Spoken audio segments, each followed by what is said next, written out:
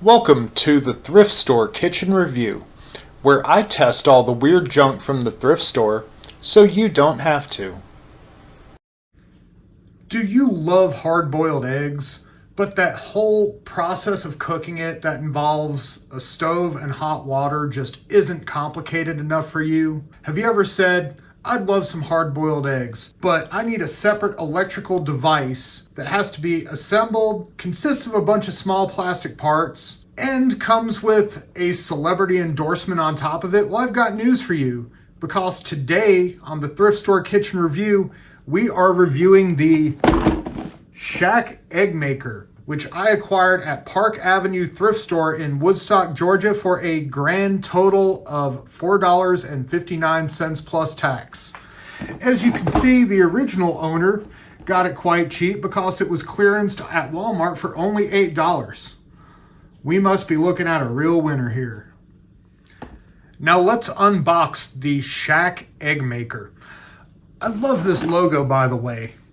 The Q in Shaq's name is a frying pan with a sunny side up egg, but there's no frying pan here, and I'll give you a wild guess what this device cannot cook. Anyway, let's open this. This was surprisingly intact for a thrift store find with all the parts actually there. It did come with a manual, so we do have that. We have the overhead dome and the extender ring that will make this a two-story egg cooker should we ever need to cook 14 hard-boiled eggs at once. That does not want to stay. We have the egg poaching tray. We have two hard-boiled egg trays. The omelet dish, the main electrical unit for the bottom, and finally we have a measuring cup that tells us how much water we need for each product this can cook, and it comes with a pin attached to the bottom and the safety cover, which I can't get off, but I'll get that off by the time we start cooking. That's used to pierce the hard-boiled eggs so the water or steam or whatever voodoo this uses to cook hard-boiled eggs can work. We're going to go get some eggs and we're going to test this out. Here we have all our stuff together and we are ready to start cooking. I've gone ahead and poured 75 milliliters of water into the base unit, which was measured with the cup. Now I need to put the egg tray on top of that. I've gotten the safety cover off the pin on this cup, and what I'm supposed to do, according to the manual, is pierce the bottoms of the eggs and then turn them upside down with the hole facing up. So let's go ahead and do that. One egg. Two eggs. And 3 eggs.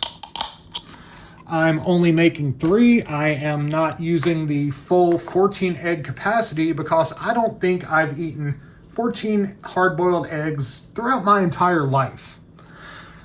So let's put the dome on. Well, I'll make sure Shaq gets his credit, so we'll do it logo facing forward. Plug it in.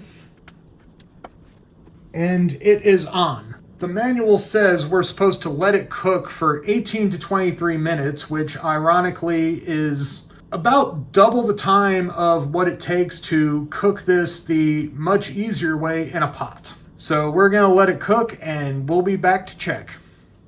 We are about 10 minutes into the cooking process now. You can see that there is a lot of steam coming out of the device and a lot of condensation under the dome. That looks very hot, so I'm not going to touch it.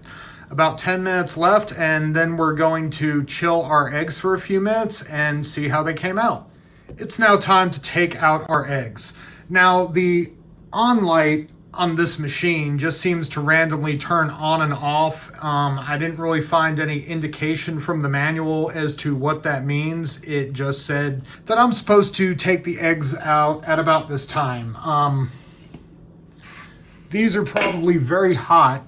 I'm gonna go ahead and unplug this. And I've got some tongs and a bowl of ice water. I'm gonna go ahead and put the eggs in the ice water bath.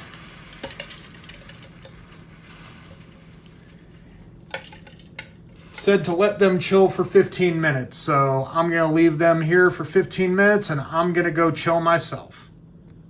It's time to pull an egg out of the water, peel it, cut it open, see how it looks.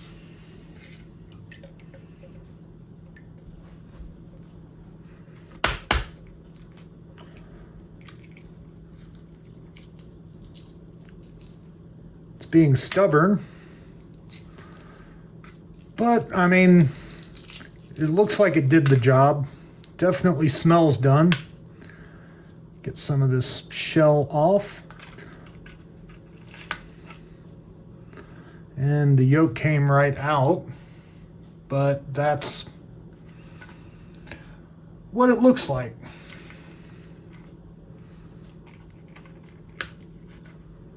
Let me take a little bite of that. I mean, it tastes like a hard-boiled egg. Would have been a lot easier just cooking in a pot and have them done 10 minutes and not deal with that machine. But it works, and if that's what you want to go through to cook hard-boiled eggs, then more power to you. Next, we're going to test its omelet maker. Not looking forward to this one because, let me get my little omelet tray, show you what we're dealing with. Rather than being able to cook our omelet in a pan with butter where it's got plenty of room for the eggs to fluff up and make a nice tasty omelet, we're going to be cooking it in this device, in this miniature plastic bowl. I have very low hopes for this. Not to mention this product has possibly one of the worst manuals I've ever seen in my life. It doesn't tell how long to cook the omelet, it tells how to do it, but it really doesn't do anything else. And when you're cooking something like that, having a, time is kind of relevant information, but we're gonna give it a shot and see how it turns out. Here we have everything we need to make what this considers to be an omelet. So first, I filled the measuring cup with the designated amount of water I need to make this omelet. Next, I need to spray this cooking tray. Then I need to insert one of the hard-boiled egg trays and place the omelet tray on top of it. In this bowl, I have 2 scrambled eggs. In this bowl, I have some cheese and some cut up bits of the leftover ham from our Mr. T's Flavor Wave Oven episode, which I will say, when you consider our 2 celebrity endorsed products so far, Mr. T is winning handily. I'm supposed to go ahead and mix all this together. Here's our, what's supposed to be an omelet. And then pour it into the bowl. Kind of spread the ingredients out a little more. Gonna take those to the dishwasher in a minute. And we're going to put our dome back on here. Plug our machine back in, turn it on. And in a few minutes, I'm supposed to have an omelet, so we'll be back to check. So let's check our omelet. This machine, being the pile of junk that it is, gave no way to safely remove that dome to check anything during the cooking process, nor did they even have enough courtesy to make it grippy enough where you could easily pick it up with an oven mitt. So I've got these tongs.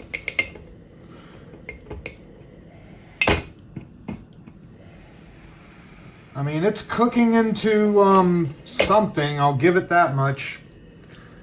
I'm assuming maybe when the light goes off, that's when the omelet's done. I don't know. It doesn't tell me. And then of course, there we go. Now it's back on.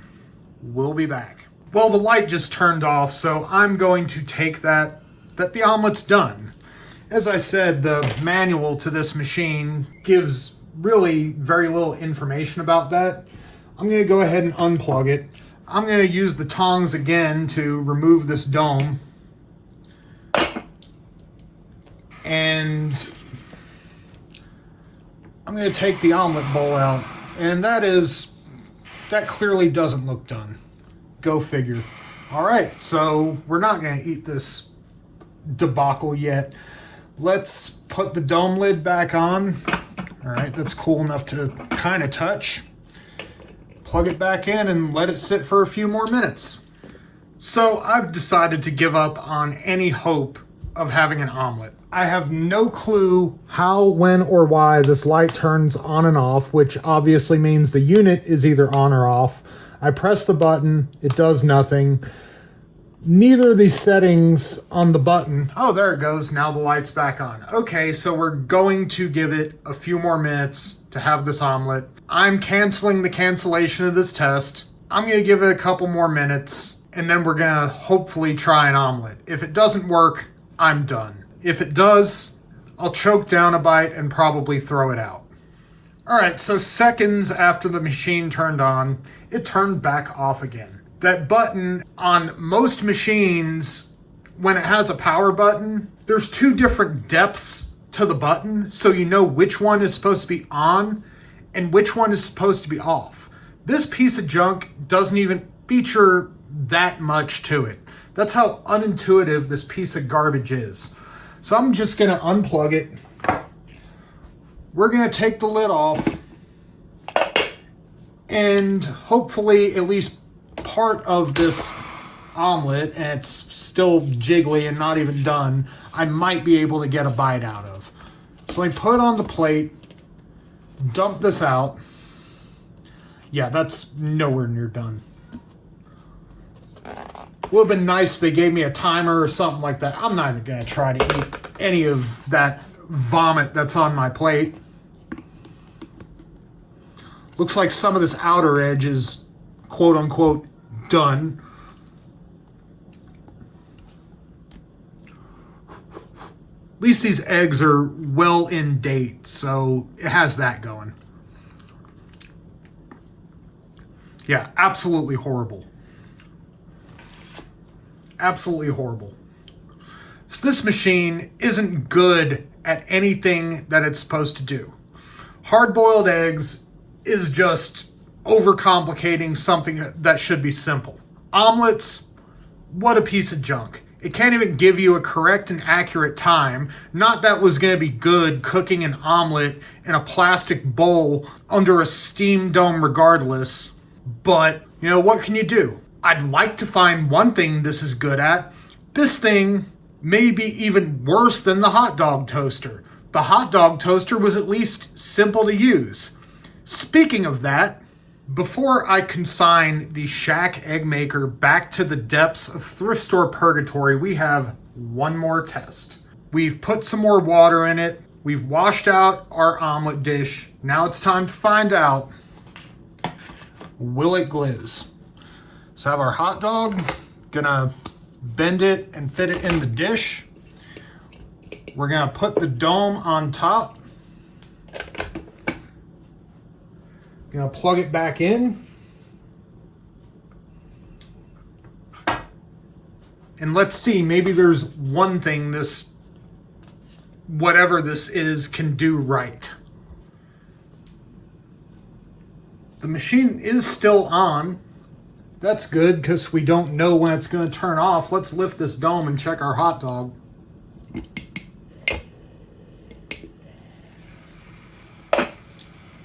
I mean, it is cooking. It's getting warm, so let's put the lid back on and let it cook a little longer.